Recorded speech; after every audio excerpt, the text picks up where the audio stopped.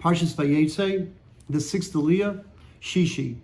Finally, after Yaakov Avinu has completed all of his work, so now he loads up all of his cattle and he's ready, takes his family and he's leaving. He's going to say goodbye to his Lavan, saying goodbye to Lavan's estate, Lavan's house where he stayed for so many decades, for just about 2 decades, and now he's finally leaving. And on his way out, it says in the Torah, in this Aliyah, in Shishi,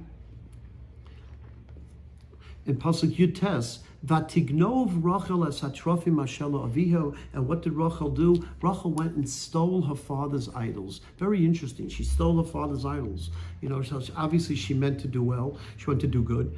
She was well-meaning, that she was trying to stop her father from idolatry. But does that mean, which many of the Mefarshim try to understand from here, the Shvus Yaakov and others, does that mean if you know that somebody has in their possession something which is usher to have, something which is prohibited, something which is forbidden, does that mean I could go and steal it? I go into somebody's house and I'm a guest in the house and I notice that the host, his suit has shatnez in it. He takes his suit and he takes off his jacket and he puts it on the chair, and I'm looking at it and I say, oh, it's a mixture of wool and linen there.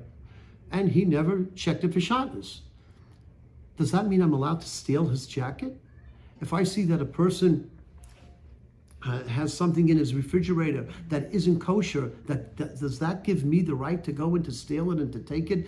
I mean, of course, there's an idea of lahafrish min ha'isur, lahafrish min ha'isur, that you want to always keep people away from transgressing, from doing any avera. But does that give me the right to steal? And does that give me a right to do a sin of stealing? And remember, before Matan Torah, one of the Sheva mitzvahs b'nei Noach is stealing. You can't steal, and if you do, you're going to be subject to the death penalty, Yechayiv Misa. So all the commentaries, they deal with this question. Likewise, they also ask the same question: how was Avram Avinu allowed to smash his father's idols? We all know the famous medrash, when he was 3 years old, he went over to his father's idols, he smashed his father's idols.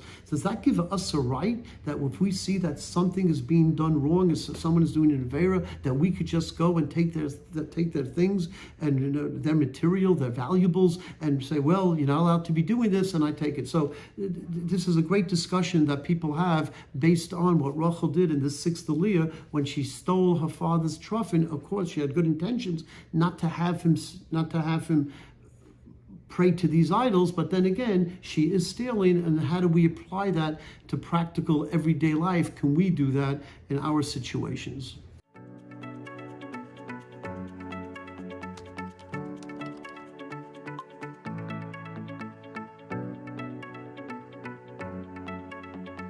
You